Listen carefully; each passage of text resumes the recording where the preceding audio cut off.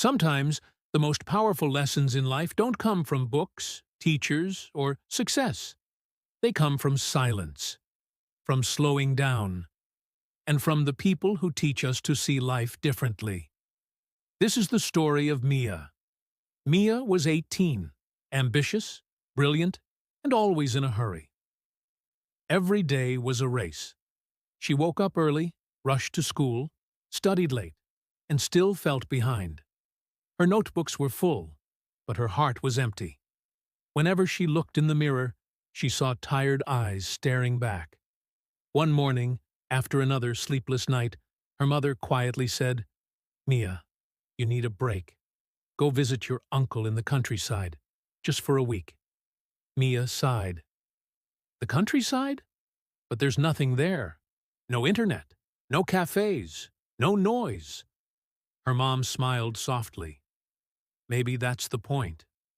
A few days later, Mia found herself on a small bus traveling through endless green fields. The air smelled fresh, and the sky stretched forever. When she reached her uncle's old farmhouse, he greeted her with a warm smile and said, "Welcome to the place where clocks tick slower." At first, Mia felt lost. No buzzing notifications, no city lights, no deadlines. Just the sound of birds and the rustle of wind through tall grass. Her uncle showed her around the small farm. Goats, chickens, vegetables, and a little wooden bench beside a pond.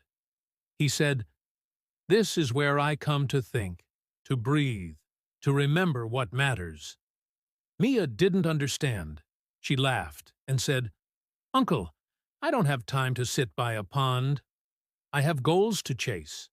Her uncle smiled. "Maybe that's exactly why you should sit here."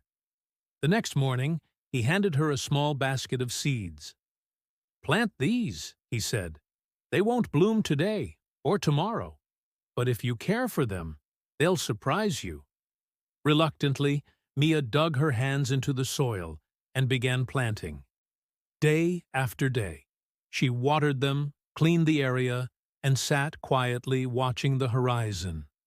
The first few days felt boring, but slowly, something inside her began to shift. She started noticing things she'd never seen before. The way sunlight danced on the water, how ants worked together, how peaceful the air felt when she simply breathed. Days turned into weeks. One morning, Mia saw a tiny sprout pushing through the soil. She smiled. A real smile, the kind she hadn't felt in months. For the first time, she wasn't chasing anything. She was just living. Her uncle walked up beside her and said gently, "You see, Mia? Growth takes time. You can't rush a seed, and you can't rush yourself." She looked at him, eyes soft, and asked, "Why does it feel like the whole world is running, but I'm just standing still?" He replied, "Because the world has forgotten how to breathe." "But you haven't. Not anymore." That evening, they sat by the pond watching the sunset turn the sky gold. Her uncle said, "Life isn't a race, Mia. It's a garden. You don't have to bloom faster than others. Just nurture your roots." Before returning home, Mia stood by her small patch of flowers. They had grown tall, glowing in the evening light. She whispered softly, "Thank you for teaching me to slow down." When she went back to the city, things were the same. Busy streets, noise, deadlines. But Mia was different. She didn't rush anymore. She walked slower, smiled more, and found time to breathe. Because now, she understood.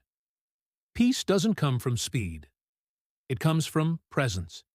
And every time she felt overwhelmed, she closed her eyes, remembered the sound of that quiet pond, and whispered to herself, "I'm still growing, and that's enough." If this story touched your heart, take a moment to pause. Right now. Breathe. Don't run from your life. Grow with it. And if you felt connected to Mia's journey, don't forget to like, share, and subscribe for more stories that heal and inspire. Tell us in the comments, what moment in your life taught you to slow down? Your story might be the next one we share.